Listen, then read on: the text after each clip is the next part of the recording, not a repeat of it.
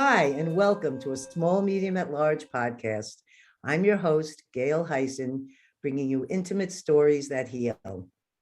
Today, before we invite our guest and I tell you about him, I thought I'd tell you about my exhilarating morning where I took my family on a hot air balloon flight over Sonoma County today. The air and the wind, everything was magnificent. It was like floating in a gentle cloud going across and hovering above the vineyards and over the airplanes. There was an airplane that came while we were flying, and we had to rise up higher so that the plane could land underneath us. So it was a kind of exciting thing. And it seems very appropriate after I read you the bio of our guest today that I happened to be in a hot air balloon before he came on today. So I'm coming from an exhilarated hot air balloon flight to talk to you about our guest today, Nick Cook. Nick is a writer and a storyteller with a background in business consulting and technical journalism. He has written 20 fiction and nonfiction books, including a number of ghostwritten Sunday Times bestsellers. His nonfiction, The Hunt for Zero Point, was an Amazon bestseller on both sides of the Atlantic. His new thriller, The Grid, was published by Penguin Random House, yay, in November 2019. Nick started as a technology reporter for the world-renowned Jane's Defense Weekly in the 1980s, rising to become an award-winning aerospace editor, and has maintained a strong interest in technology and technology trends ever since. After Jane's, he set up Dynamix, working at the top levels of the aerospace and defense industry to find solutions to global grand challenges such as climate change, renewable energy, pollution and sustainable, smart, resilient cities. He has since helped storytell for a number of multinational corporations, all of them leaders in the sustainability field. Since 2014, he began researching what consciousness is and how it can be analyzed through paranormal phenomena. Let's welcome Nick Cook to our show. He resides in England with his wife and family, and he's joining us this evening today. Thank you, Nick, for being on the show. Welcome. Thank you for having me, Gail. It's fantastic to be here. It's just wonderful. I always like to start my shows out with sort of an intimate question, which is, tell us about your childhood, your family, and what your childhood was like, and if any of that was something that stimulated you to go on to the career you chose. Well, I think the short answer to that is definitely. And I think about it more and more, actually, because in the work that I'm doing at the moment, in the storytelling field and also in the consciousness research field, obviously we get drawn back a lot to our kind of childhood. And I think it's so formative. On paper, my childhood was kind of unfortunate. My parents divorced when I was 5. So my sister and I actually were sent off to live with our grandparents. But my grandparents lived in a very big, old, rambling house in the sort of the wilds of the English countryside. So we had this very unique upbringing where we were sort of really feral kids, my sister and I. You know, we were 5 and I was 5, she was 3. But we were just in those days allowed to ramble free. So we spent most of our time outside, and there were sort of, there were fields, but there were also some deep, dark woods. So kind of anyone who knows a little bit about Jungian psychology would be interested in this, because I think we spent most of our time in the woods.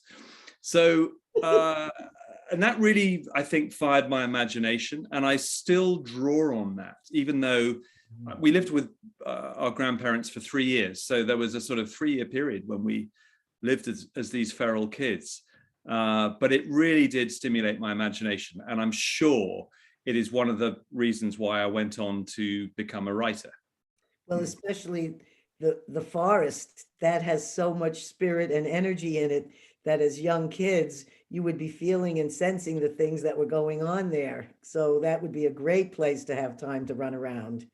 Yeah, of course. And we should talk about that, you know, because through you, it is really, it is through the conversations that we've had, Gail, that I've become aware of the whole sort of shamanistic creed, what that means, you know, what that says about spirit and the way spirit imbues us, and how that feeds across from nature into us. So it's a very productive area of research, and an exciting one for me, because I'm relatively new to it, as you know. So as a child then, did you stay in England in the countryside with your grandparents? Or I read something about you traveling to lots of other countries. So can you tell us Well, about that experience?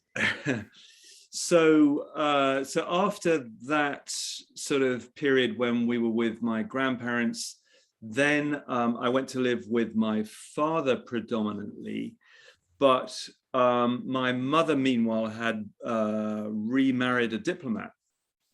So that meant that in addition to this sort of very bucolic English upbringing, I also traveled exotically to countries like Egypt, you know. So we spent a long time living in Egypt when I was in my teens, 2.5 to 3 years there.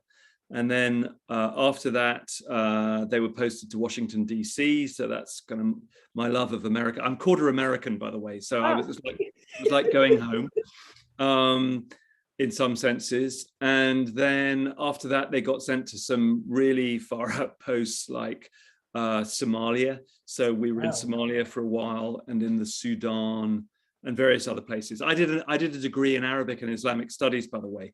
So it was very interesting for me to go to places like Egypt and Somalia and Sudan. And Somalia, by the way, we were there at a time, it was about 1980, 81. So it was before a lot of the troubles, or rather it was in a window when there were very few troubles there. So we actually I got to see the country, and it was beautiful until it got destroyed, as we know, by war.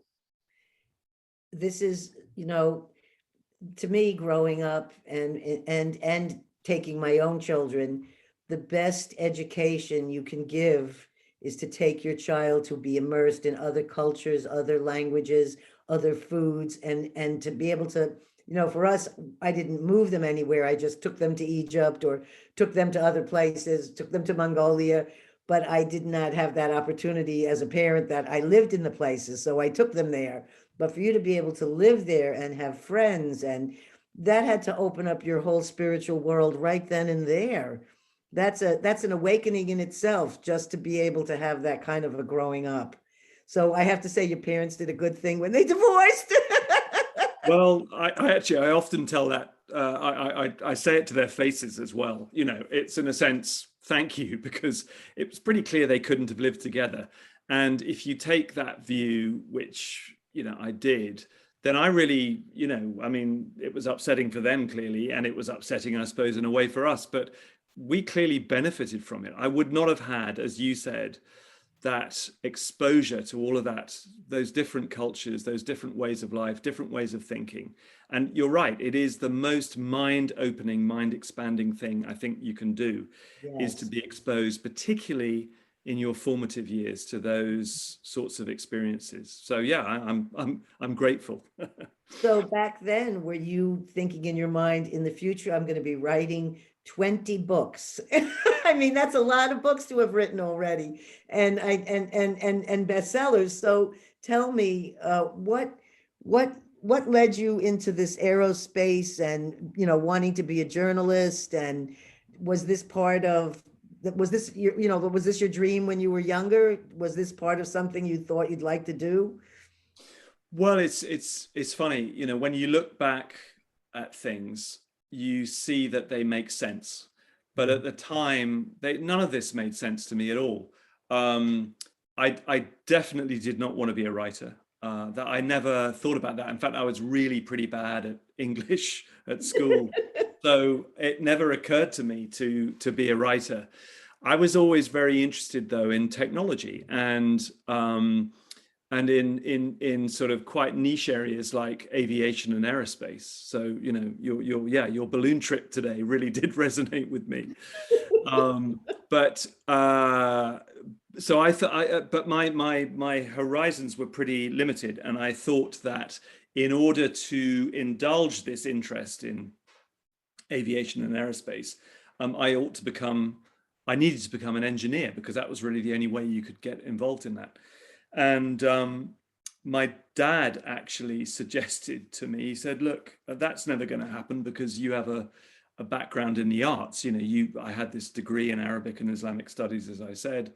I'd not trained to go into engineering. So I thought that was it. And my dad said one day, he said, look, why don't you write about it? Why don't you write about that industry? And actually, if he'd never said that, I might have done something completely different. But at that moment, it was like a light bulb going on. And I thought, yeah, I think I could probably do that. And then it just became a question of hunting down the job. And I elected to go into this sort of trade journalism, which is what aerospace and defense kind of was. And after about a year of hunting, I got a break, and I got a job. And after about 3 years of being an apprentice on another journal, I got this job at Jane's Defense Weekly. And Jane's was and is sort of the premier publication for the trade business of aerospace and defense. It's read by the industry, but also militaries and intelligence organizations. So it put me right into that world. And it was sort of a passport to a phenomenal kind of quite niche world of knowledge. And I very happily trundled along doing this for, I guess, maybe sort of 5 or 6 years.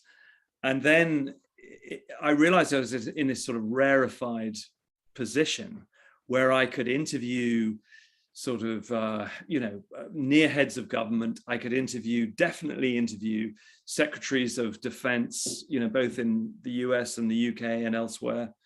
And I thought, this is an opportunity which I really shouldn't waste. So in addition to doing my day job, what can I learn here that's really going to expand my mind?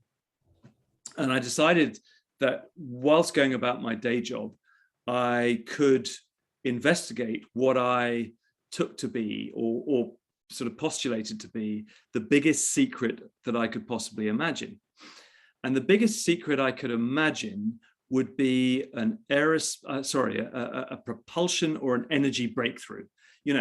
Say a defense company or say an aerospace company had developed some new form of aerospace propulsion that would make its aircraft look a lot like a UFO.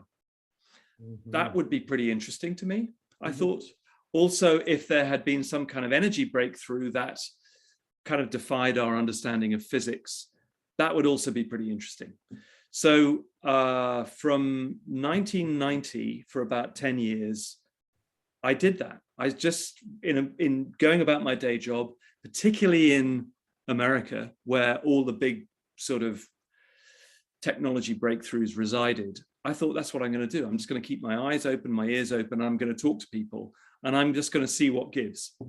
And the result of that, after about 10 years of doing that, was this book called The Hunt for Zero Point, which you mentioned in the introduction, which is really my search for that propulsion and energy breakthrough. And we sort of describe that typically as anti-gravity.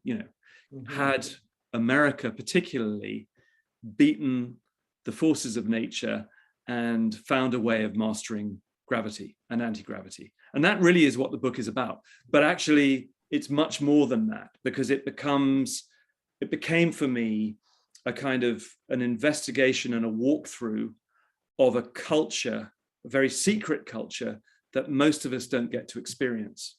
So, and I think that's probably why the book resonated with as many people as I'm glad it did, because it showed them that world and the difference between very secret defense stuff and sort of non-secret defense stuff. There really is a sort of gradation of secrecy, and that's what it was about. And you have to have a special security checks, or did you have to have special permission to be able to know about all these things, to be able to write about them? Did you have to sign non-disclosure agreements, or? No, so you No, because in a way that goes against the very sort of idea of an open journalistic relationship with the people you're writing about. I mean, actually, that is a commonly asked question that I get, which is, if you write for these specialist magazines and publications, are you forced in some way to sort of sign? And over here in the UK, we have the Official Secrets Act. No, I mean, absolutely not, because if I had, I wouldn't be able to be objective. I couldn't have written about the things that I did. So it becomes a game between you and the people you're writing about. Obviously, they like the publicity, but they don't want you to overexpose their secret stuff. In fact, they don't want you to expose it at all. Mhm. So, but that's the interesting stuff for me. So we indulge in this game. I'm trying to get the really secret stuff. They don't want me to get the secret stuff, but they like publicity. So we have to find a kind of way through that. And that's sort of how it works. And is that because I've been reading the grid, and I know that I'm up to there's the part where we have Paul Smith, and we're dealing with actual people whose names I know who worked with remote viewing, but we're reading a fiction book. So I'm wondering if that, I've been often told that about my own life story book, that people said to me, no one's going to believe that that was really your life story. You better write it as a fiction. So were you using that combination to be able to put in the truths of things that were really going on and then put them as part of your story? Is that a way of sharing some of the things that are going on? Yeah, it is. But in the case of the grid, that actually, the genesis of that was down to a story I may have told you when, we were discussing other things formally, which was that when my mother-in-law died, my wife was there. We were all, there were about 6 of us in the room when she died. My wife was holding her mum's hand. And this was about 7 years ago. Mm-hmm. And at the precise moment that her mum died, my wife's mother died, my wife Ali turned to the rest of the room and went, "She's all right." She just said in this joyous voice, "She's all right. Everything's okay. Everything's all right." And I thought, thinking, what on earth is she talking about? Her mum has just died, and she's turning to the room and saying, "Everything's all right. Everything's okay." And I asked her, obviously some time afterwards, I said, what was all that about? Why did you say that? And she said, "Well, didn't you experience it as well?" And I said, "Experience what?" And she said, "I was in this place." And she said, "I thought you all were, we all were, where time stopped. It was infinite, it stretched. I knew everything. Everything was connected. It was imbued with this feeling of love." And she said, "It seemed to stretch endlessly and go on forever. I thought you were there." And I went, what is this thing that she's describing? Mm-hmm. And that was really my entry point into the sort of the consciousness thing. And so I started to read up as much as I could about it. I found out that what she'd experienced actually had a name, which is, most of us have heard of the near-death experience, the out-of-body experience. But what Ali encountered was something called the shared death experience, which also happens, wherein loved ones of dying people or people who have died in a room or nearby or non-locally even experience perhaps what they are experiencing in that transition. So it became endlessly fascinating to me what she'd done. And I'm a curious person. I needed to go and find out what that was all about. So the sort of the basis of that investigation led me into consciousness. I knew I couldn't write about it professionally because I'm an aerospace and defense journalist by training. What's an aerospace and defense journalist doing writing about consciousness? So I decided that the only thing I could really do was write about it in a fictional setting, which is why it transpired and turned into The Grid. And since then, I've been investigating it for real. And that's, of course, how you and I met. I was wondering if you could tell our audience, our listeners, why did you contact me and how did you find out about me? Okay. So The Grid came out, as I said, as a thriller. It's a thriller. It came out as nonfiction in 2019, end of Page 2019. Turner, yes. Thank you. Then I was so intrigued by the whole subject of consciousness. Actually, really rather quite a remarkable thing happened. I really wanted to go on researching it. However, I mean, we've all got to put bread on the table. I have a family, and I didn't have the time to devote to researching it that I wanted to. But I set myself a little sort of goal. I said, I really want to meet with and work with some of the world's top consciousness researchers. And I stuck that up as a goal. And little did I think that within about 3 months of doing this, that I was actually offered a grant, so a research grant, to go off and do this. Wow. And is that amazing? I mean, You're doing where you're supposed to be. Well, I hope so. It feels right to me. I'm having the time of my life doing it. But that I started from basics, and we can perhaps talk a little bit about that. But as my knowledge increased, this was a 2-year grant funding study. So I had 2 years of being able to really dive into it and immerse myself in it. And I guess after about a year, I'd got to this point where I thought, okay, I think I can go I've gone as far as I can without really diving in.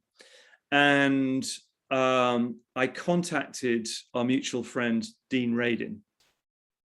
And I said, I need to speak with and tap the minds of a medium, a shaman, a remote viewer. I kind of knew the remote viewing community already through some of the work I'd already done, but a remote viewer, a channeler, a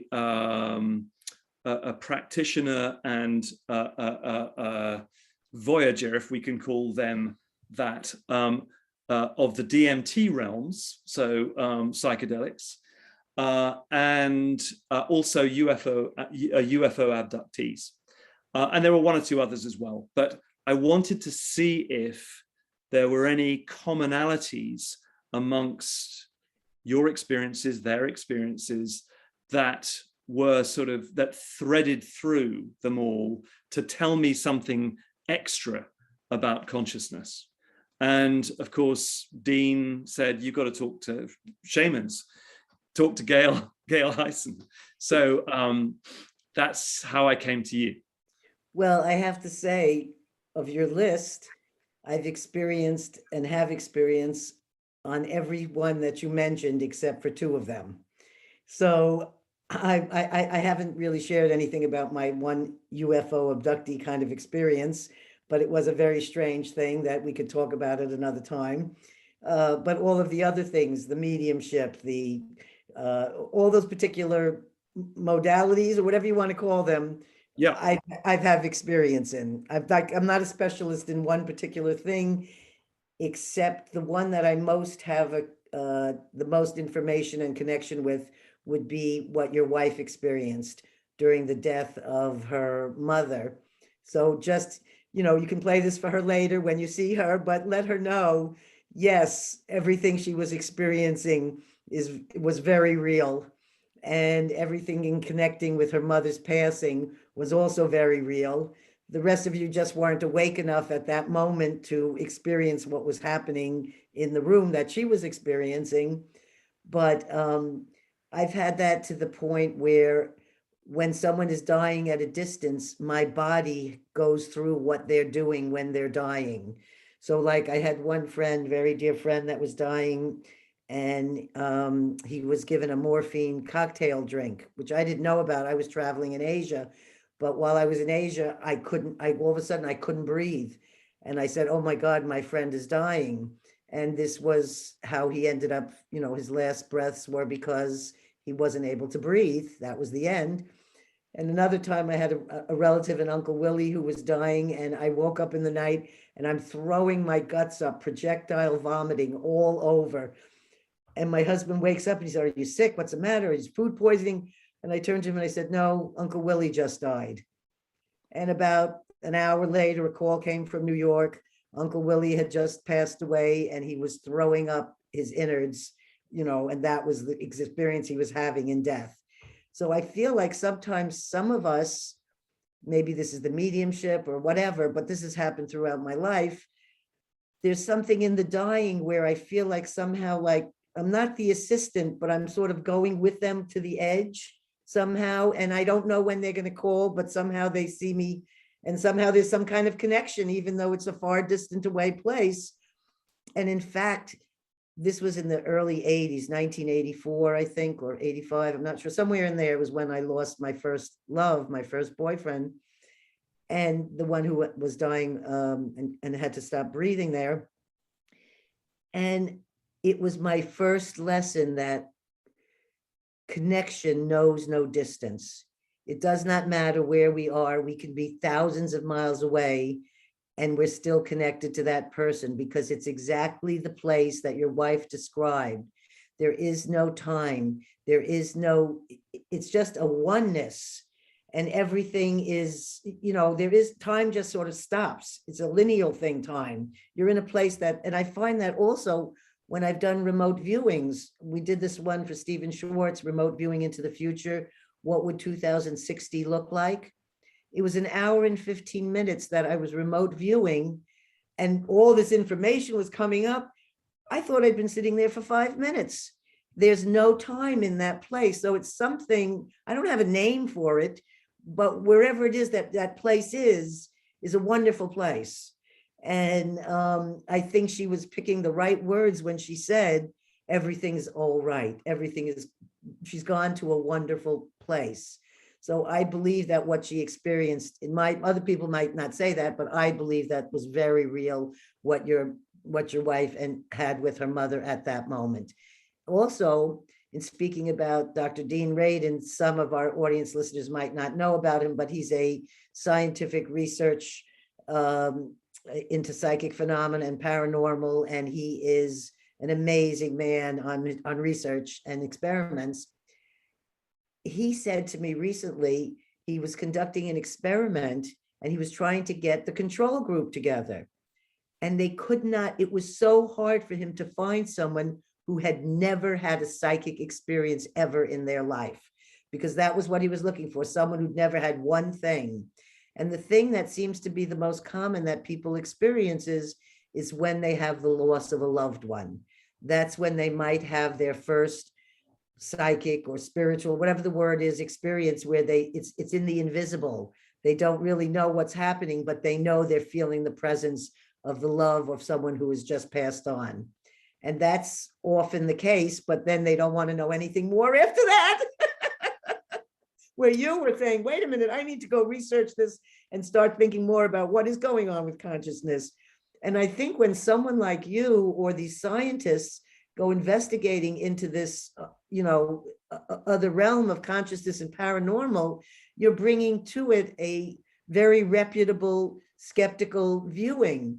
And when you're saying, wait a minute, some of this really needs to be researched, I think it's I just think it's a very wonderful thing that's what you chose to do now in these few years. So. Well, thank you. It's quite an adventure, clearly, as you know, but it's very rewarding. And the great thing about it, I feel like at long last, I've actually found a field of study that is literally never ending. I mean, there are so many different facets to it. It's like every day I feel like I'm introduced to some new knowledge, some sort of a new reveal in the sort of the depths of awareness and reality, for that matter, that exist out there. We clearly only get to experience, as mortal humans, a very narrow slice of the reality that's out there. And I think the exciting thing for me is that is increasingly being borne out through science. At long last, science and religion, or let's say spirit, having gone their separate ways 250 odd years ago or 300 years ago during the so-called age of reason and enlightenment, I think they're now coming back together again, because science realizes that the answers are not to be held in science alone. And in probing the boundaries of the universe and reality, they need to push and explore new frontiers. And consciousness, I think, offers that, and it offers that thing that, pulls it all together in that holy grail they're looking for, which is a grand theory of everything. Did you get a chance to hear William Shatner's comments after he landed and went into space for 11 minutes on the Blue Origin a couple of days ago? I did, and I was very touched by them. He was so emotional. I felt he had more to say than any astronaut or any person that had ever gone anywhere, that he really grasped that he was seeing life and death all in that same 11, going from darkness into lightness. And he's 90 years old, so death has to be a thought in his mind as his possible near future. So to be able to experience what he was saying, that, death and life, and I was so amazed, and thinking of him being a television star of a space show, It's wonderful, art imitating life and life imitating art, and it all coming full circle. And it's brilliant. This is I think the era we live in, where these sorts of miraculous things do happen regularly. It's great. Yes, and then wasn't also in this last year, wasn't new information released finally from our American government about UFOs, things that had never actually come to surface before? Yeah, that's right. And it's interesting because in my former incarnation as a Jane's Defense Weekly aerospace journalist, of course, I'd kept a weather eye on UFOs. I mean, I often used to get rung up as the aviation editor, by people who would have seen something that they couldn't rationalize or explain, and did I know what it was? Well, it goes to say something, I suppose, about my own journey, which was, back in those days, I dismissed a lot of that stuff as just, hokum. But increasingly, and particularly when I started to research that book, The Hunt for Zero Point, which wasn't about UFOs per se, but it was about a narrow slice of the UFO phenomenon that I felt I could research, which was that portion of UFO sightings that could be explained by top secret technology developed and built by us. That's what the book was about. But obviously it butted up against the UFO phenomenon. And the book came out, The Hunt for Zero Point came out in 2001. I left Jane's shortly thereafter. And so I really didn't look at the UFO phenomenon at all, or not very much, until I think 2017, the New York Times comes up with this story, front page news, that the US Navy had been butting up against UFOs a lot. And then there were videos to show what the sightings were. There was this mysterious craft sighted off the California coast called the Tic Tac, because that's what it looked like. And it sort of rekindled my interest. And it rekindled my interest because for the first time, here was a professional body, one that I had professional interests and relationships with, the US Navy, that was saying that this stuff was real. It was no longer something that the military was holding at arm's length and saying, no, nothing to see there or here. This stuff doesn't concern us. Well, the Navy was clearly saying, we've encountered this stuff. And then as the story unfolded, it transpired they've been encountering it regularly, not just, since 2004 on the West Coast, but over off on the East Coast as well. So I thought, okay, this legitimizes my re-involvement. I can get back involved without having that taboo stigma, attach itself to me professionally. Mhm. So that was very exciting. And then, of course, a bunch of other revelations happened, culminating in the report that you mentioned, which came out this last June. And that was the US government releasing in an unclassified form. So it was only short. I think it was only 7 pages, the unclassified version. And a lot of ufologists were unhappy with it because it didn't go as far as they would have liked. I actually thought it was a great breakthrough, because here was the US government saying, or actually overturning all of its previous positions on UFOs and saying, this phenomenon is real. We don't understand it. There are many facets to it, and there is a very narrow sort of bucket of sightings that is inexplicable. And we're going to sort of put those on one side, and maybe we'll investigate them another day. But hey, that was enough. I mean, it's a jumping off point for serious investigators to get involved, study it, and really try to get to grips with what it is. It's clearly, I mean, I've felt intuitively it's been real for a long time. Of course it is. You don't get people all over the world describing essentially similar things and there being nothing in it. They're not, I mean, some of them might be hallucinating, but by heavens, not all of them are by any stretch of the imagination. So this was it was a great breakthrough for me, Gail. Well, I have to say, the experience I had sort of terrified me. And I think I was in my late 20s when it happened.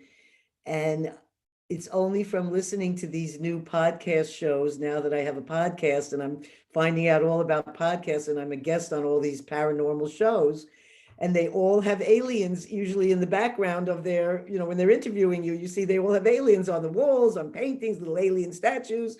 And I'm like, what is this with all the aliens?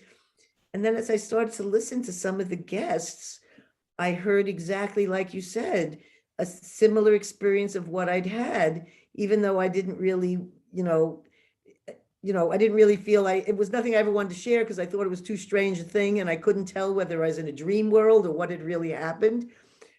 I'll share it with you in this minute. I'm laying in my bed here in the house I've been in for 40 years, and I think I'm dreaming, but it doesn't really feel like I'm dreaming.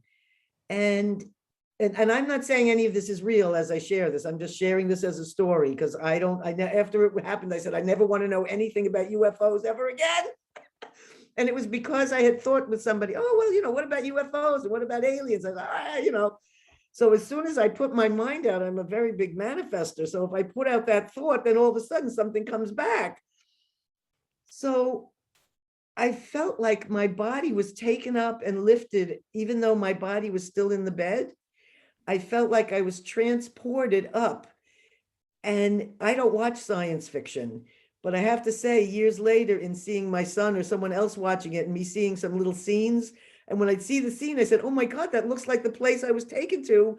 Whereas I put into these little like pod-like things, like there was like a big wall and there was these things. And it wasn't sensual, but I felt like something sexual was happening to me at the time that this was going on. And the way that it looked was these kind of stretched out gray people with the head and those almond eyes.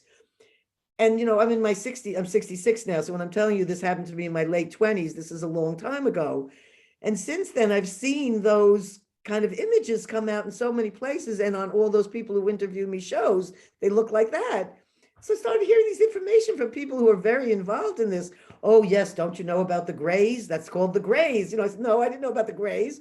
And they have a whole story about all this and about how many people experience this sexual abduction thing. And I'm thinking to myself, so I don't know what to think about it, except that I'm hearing it now. I'm not scared like I was in my 20s when I had the experience. So I'm willing to talk about it now, or even just hear. And so when you hear the other things, you start to think, is this one of those things where just people had a common dream together? Or did people all around actually experience this on different levels? I don't know. So I don't know if you heard of any stories like that in your. Well, I think that the next phase of the public's kind of interaction with the UFO phenomenon, I mean, the big reveal in the last few years, as I said, it's really been about the craft. You know, it's about the nuts and bolts phenomenon of UFOs.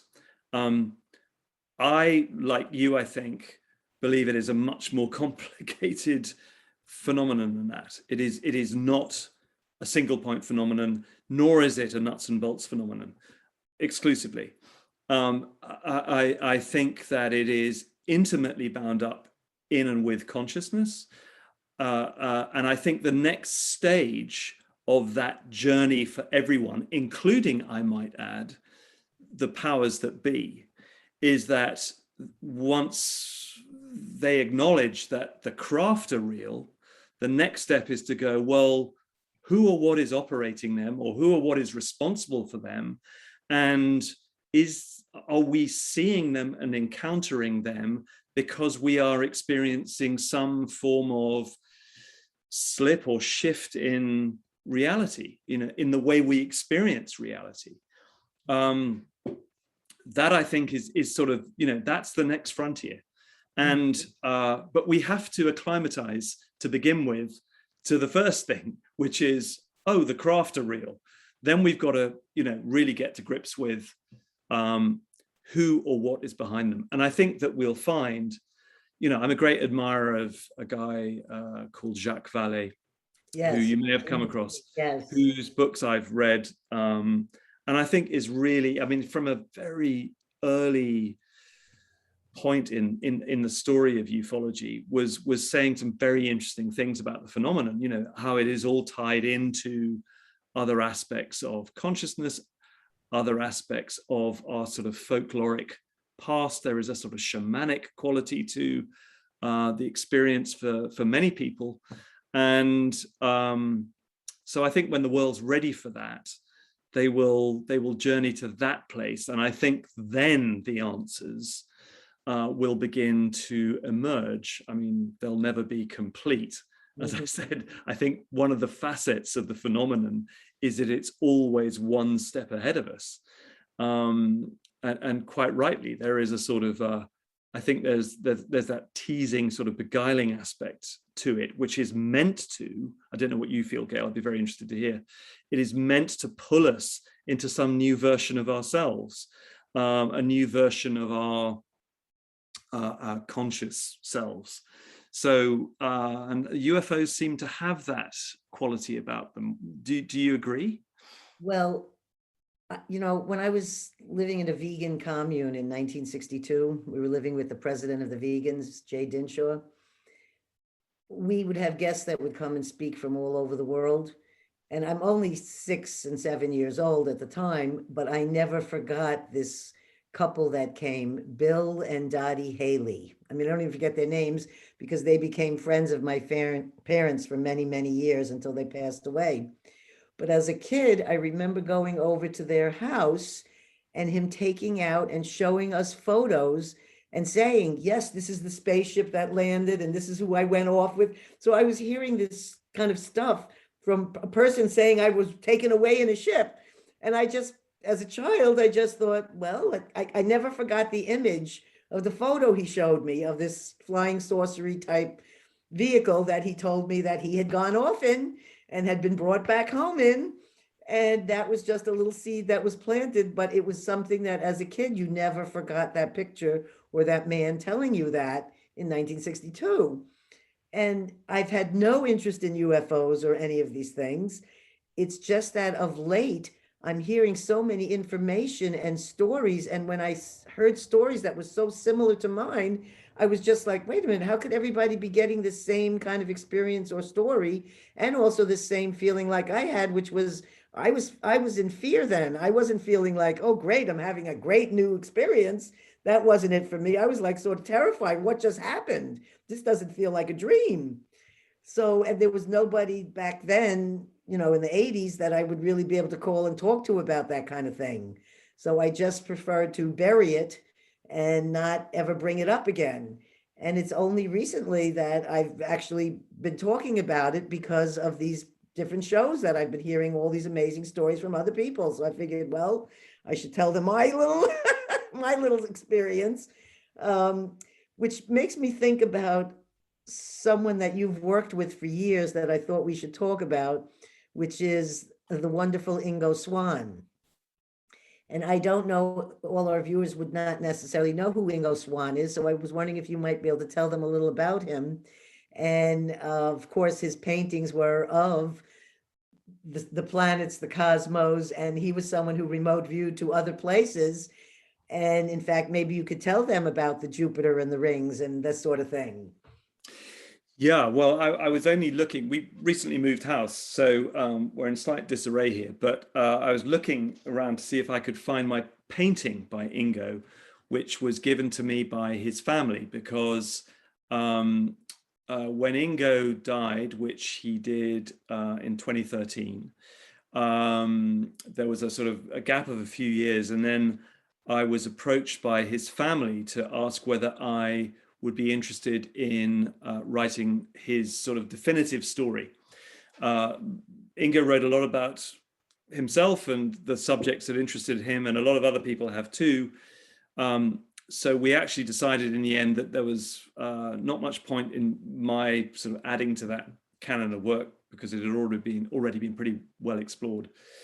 But so instead, fortunately, along the way, while we were doing the research, we found 2 manuscripts that Ingo had written, and which had obviously never been published.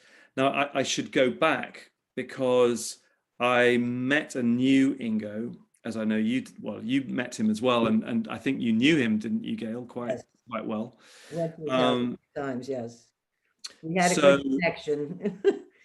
I met him because when The Hunt for Zero Point, the book about anti-gravity, when that came out, it was an amazing calling card for me in many ways, because people got in touch with me I would never normally have got in touch with or ever hoped to meet. And one of them was Ingo. And he contacted me and said, do you ever come to New York? I've just read the book. I'd really like to talk to you about the research. So I think within a year, I'd gone over to New York and I met him. We had a chat, very interesting and it was a really interesting experience meeting him for the first time in that amazing house of his, which Yes. I think you had also visited. I was only in the basement. I don't know what was up on the second and third floor. Well, to begin with, that first meeting, I only got as far as the basement as well. But then about, that was in 2002. Then about 7 years later, I went back to New York, and actually with a film crew, we started to film Ingo's life in a sort of documentary form, which is ultimately how I got the kind of the book writing gig from his family. And anyway, so those 2 lost manuscripts were published last year in 1 volume. They're called it's called Resurrecting the Mysterious. They're Ingo's books. I've written a sort of a preface and a sort of epilogue. And they were, to me, fascinating. I mean, this to me was Ingo Swann, who was was really the sort of like I guess the godfather of the remote viewing program. I've heard him being called the father of remote viewing. Or even perhaps I should call him the father of remote viewing. It's sort of hard because, you know, Hal Puthoff and Russell Targ, I don't know what they were then, but I kind of think of them as the fathers of remote viewing, but Ingo was certainly up there too. They probably, all 3 of them were. So he, for those who don't know about the remote viewing program, it started in 1972, I think. It was run out of the Stanford Research Institute, just outside of San Francisco. It was backed by intelligence funding, predominantly the CIA, but also the Defense Intelligence Agency, and it was a protocol-driven method for psychic spying. In essence, it was remotely surveilling targets, and of course, back in the Cold War, which that meant mainly spying on the Soviet Union and bringing that knowledge back. And it was hit and miss, of course. I mean, it's not a precise science, but it was, to my mind anyway, phenomenally successful, even though at the end of it all, it was sort of downplayed by the CIA. I'm sure because it worked all too well. In fact, anyone listening right now, yet today is Thursday. Yesterday, I just released on a small, medium at large podcast with Gail Heisen, an hour-and-a-half interview with Russell Targ, sharing all of this information about the CIA and getting everything declassified and what went on in the military. It was fascinating information. And some of our listeners don't know who Ingo Swann is, but he really was giving them the graph or the tools to begin their remote viewing project, because he taught them how to do remote viewing. Yes, that's absolutely right.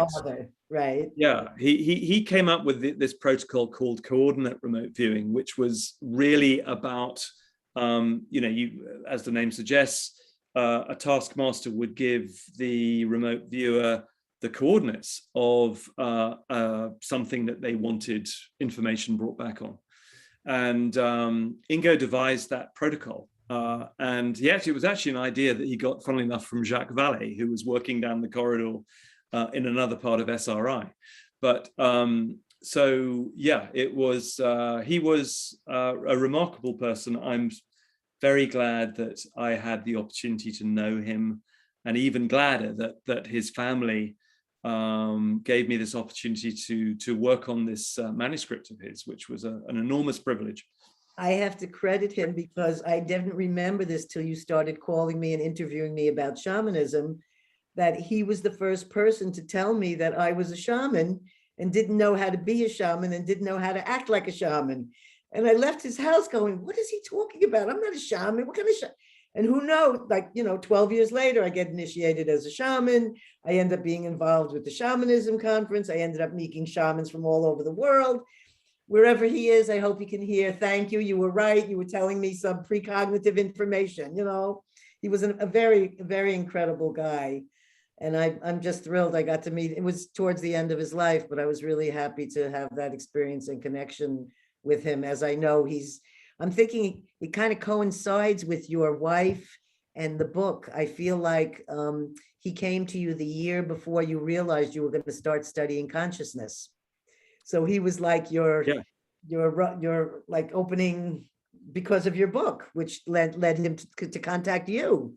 So that's really fascinating. There's one story about him I think you must know. I was wondering if you could share, which was when he was asked, I think the story goes something like he was bored with just doing pictures and things, and he decided, why can't we do something else? And scientifically, it came out what he said. So I was wondering if you could share that about the planet.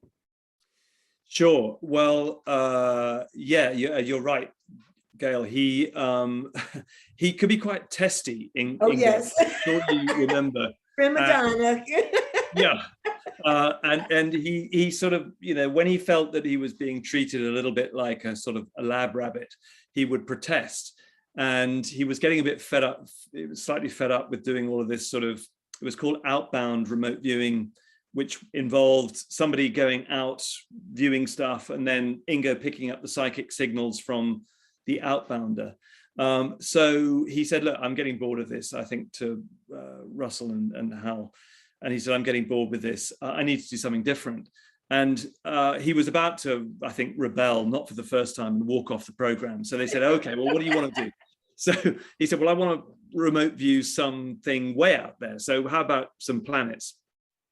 So they said, okay. And they got some other remote viewers involved in that activity. I think they remote viewed Mercury. They definitely remote viewed Mars. And in going out to Jupiter, Ingo surprised everyone by saying, "I see rings around this planet." And everyone said, "Well, you must have ended up at the wrong place, Ingo. That's the next planet along. It's Saturn." And he went, "No, no, no. I'm at Jupiter, and there are rings around it." And this was, I think, in 1975, so quite some time before those planets have been surveyed in the way they are today, or have been by NASA spacecraft. Anyway, within quite a short period of time, I think about 9 months, a NASA spacecraft was on a flyby of Jupiter, and lo and behold, it saw rings around Jupiter. So Ingo was absolutely right, and that's well documented. So it's true. It's true, and it's skeptics should be able to take a look at that and say, wait a minute. He's really saying something. I mean, this is all documented. This is all true. It's science who's saying the rings are there, not some space case person. And Ingo, that's what I admired about his, his confidence in saying, no, you're telling me there's no rings there, but I'm telling you there is. And he was right. So I just think it's an amazing validation, and to be able to be that sure of something without being told it true. Was he alive when the information came out? Did he ever get to know that? Oh yeah, the feedback came within, I think, about 9 months. So he got that feedback early. Yeah. Great. Well, we're getting on to our hour here, but I wanted to go with one last question, and however long it takes, we have time, we have no worry.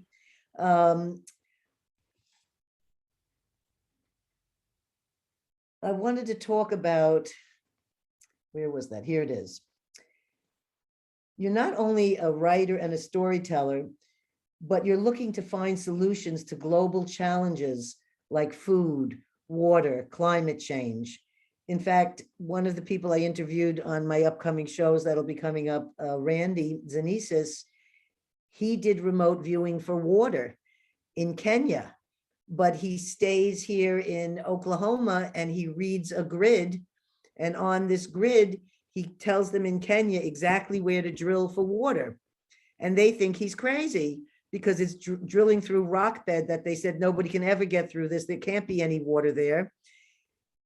The 3 or 5, I think it was 5, the 5 holes in places that he selected for them to drill all found water, which supplied these villages in Kenya with an incredible amount of water that they had not had. And this to me is the most useful thing of remote viewing I'd ever heard of. And that they offered him the chief's 2 daughters and a goat as a thank you. And he said, no, my wife wouldn't like if I brought, had an extra wife come back. And the goat you'll have to give to someone else. But this leads me to the question that you're asking, which is, so what are you doing here with this? This sounded fascinating that you're working on projects that have to do with our global challenges now. So if we could finish on that topic and talk as long as you need to, that would be a wonderful thing to share with our listeners.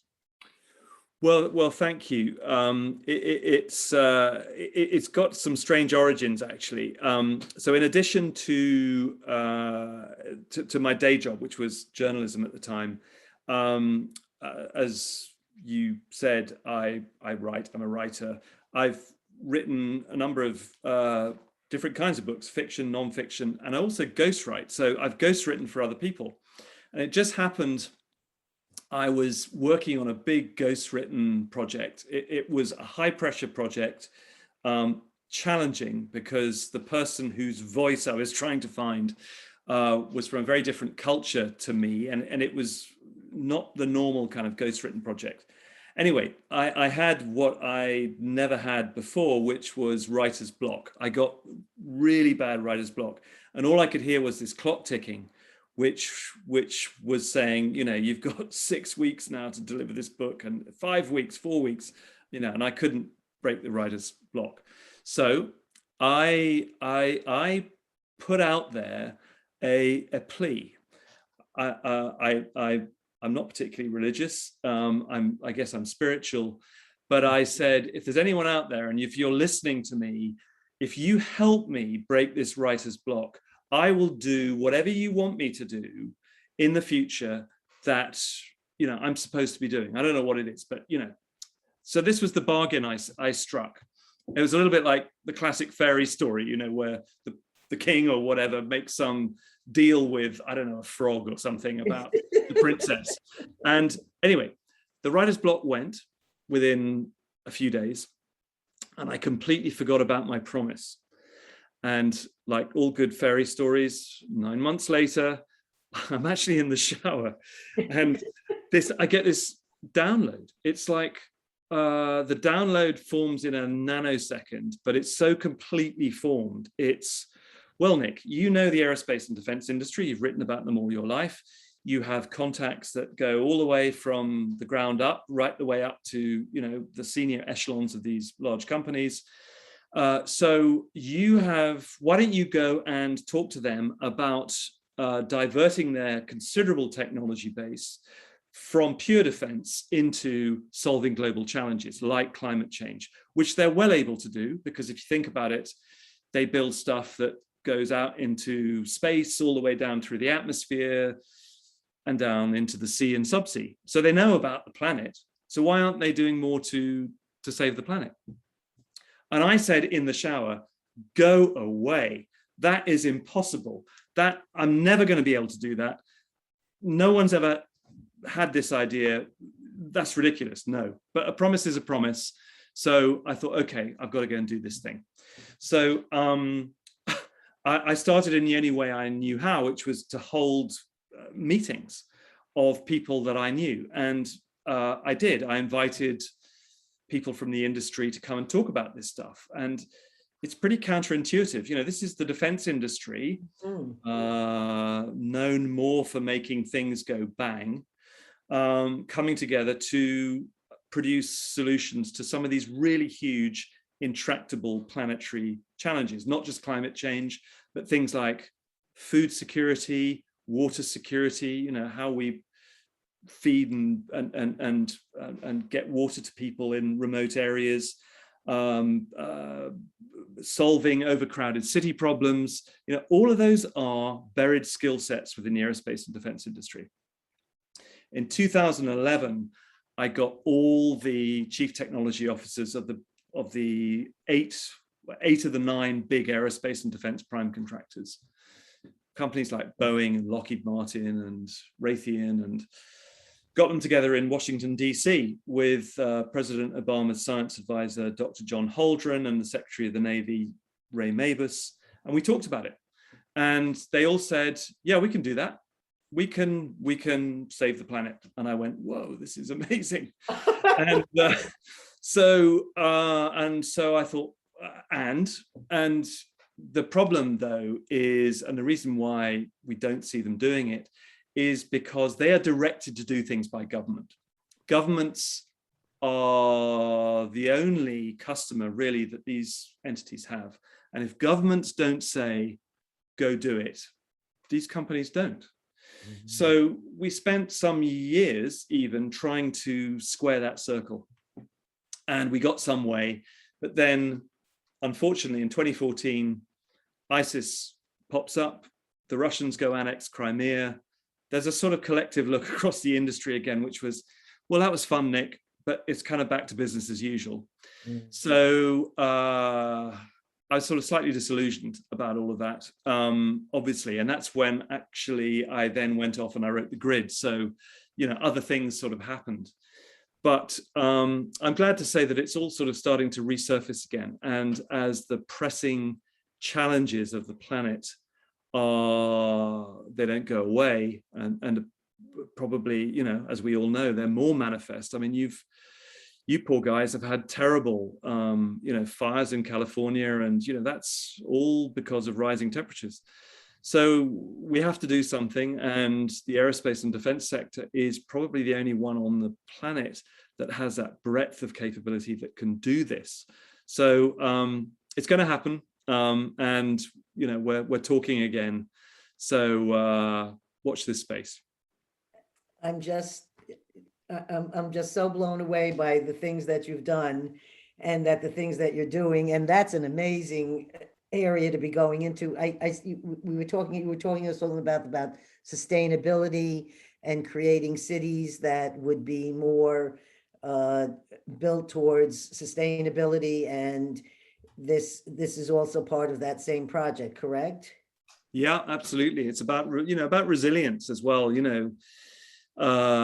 Cities are getting bigger by the day, and their systems, which aren't unlike the systems that you get, say, on an aircraft. All of these things have to work together. Transportation, wastewater, water, food supplies, they all have to work like systems. And the aerospace and defense industry is very good at doing that stuff. And obviously working with other sectors, not doing it on their own, but using their sort of knowledge of systems to bring it all together. So I'm hopeful and confident even that it's going to happen. And lastly, this is a fabulous, I'm so happy that you're sharing this with the listeners, because it makes you feel like there's hope and that there is a place to go to. Can you tell us about your next upcoming book that you're working on that has to do with consciousness? Unless it's a secret. No, it's not. Well, actually, it's a sequel to The Grid.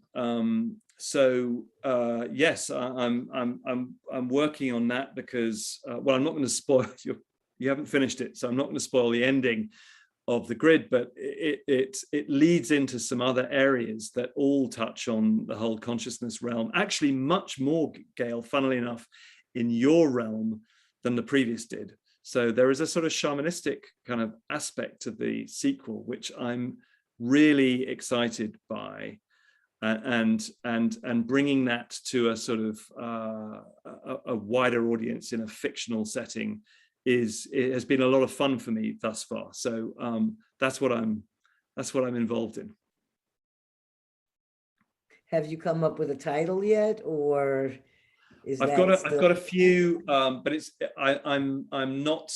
not complete yet. So I'm sort of hanging fire until the book's finished, and then I'll decide on which of the 3 titles I think I've got out there it's going to be. I'm looking forward to that. Very exciting. So is there anything else you'd like to share with our listeners today about anything that we've discussed or anything you want them to know? We will have your book on our description, so they will know where they can click to go to Amazon to purchase any of your books. If you want, we can put your website on the description also. Let's see. I don't know what else if there's anything else you want to share with them. They'll know how to find out about you through the website.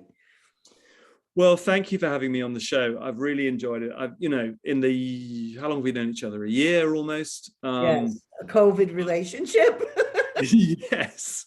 I've just so enjoyed our conversations, and thank you for introducing me to your world, which has just been fascinating and continues to be fascinating to the degree that I'm even now writing about it in a fictional sense.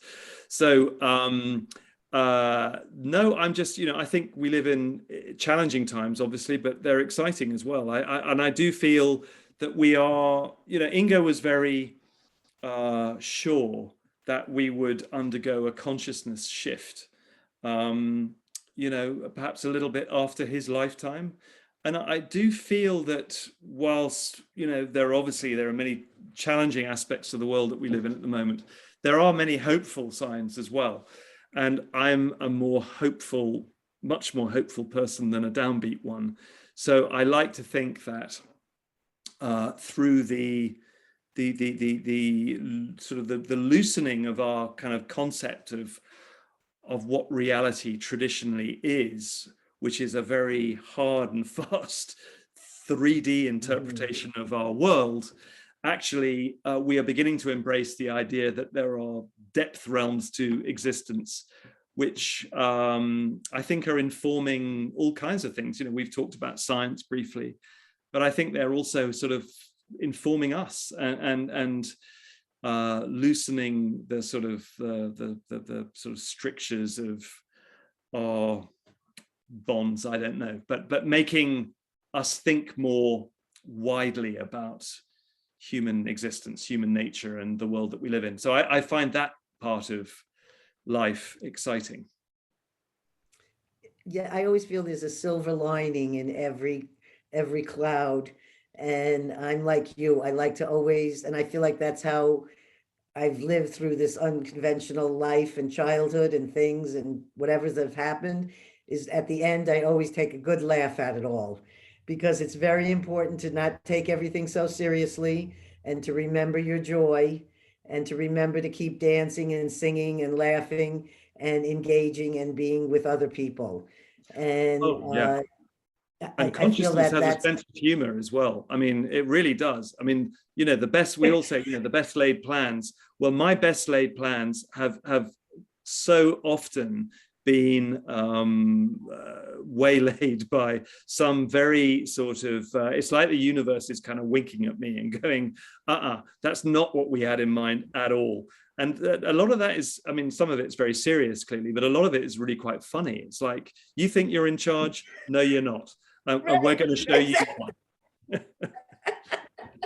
my grandmother used to say it in Yiddish, and I can't speak the Yiddish like she did, but it was something like Mensch trach and God laugh. But it was, men plan and God laughs. And it's a saying you hear through all different cultures. And it's because it's true. Exactly. So, Nick, I want to thank you for first, coming and interviewing me. And I'm happy to speak with you again on anything else in shamanism you'd like to know about, or any of the other things that you mentioned. And I feel like this is just the beginning of our friendship. And I'm just so thrilled that you had the time to come and be on our show, because I know you moved recently from the city to the countryside. And in moving, that takes a lot of stuff. And so I'm just so happy you found the time. And I just hope you enjoyed being here today as much as I enjoyed having you. So thank you so much. I did indeed, Gail. Thank you so much. And we'll no doubt we'll talk soon. Thank you very much. Okay. Thank you. Take care. So listeners, we want to thank Nick Cook for being with us here today. And we want to remind you, go to YouTube, go to Apple Podcasts, Google Podcasts, Spotify, all the different podcast things you can come to, and we'll be there. If you type in a small medium at large.co, you will be at our website, which will take you to all these different shows. And this upcoming show will be coming up in the future. So we'll be looking forward to having you and all the other guests that we have.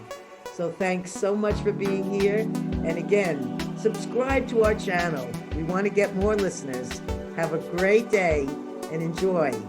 Have a wonderful time. And remember, stories can heal. Thank you. Bye.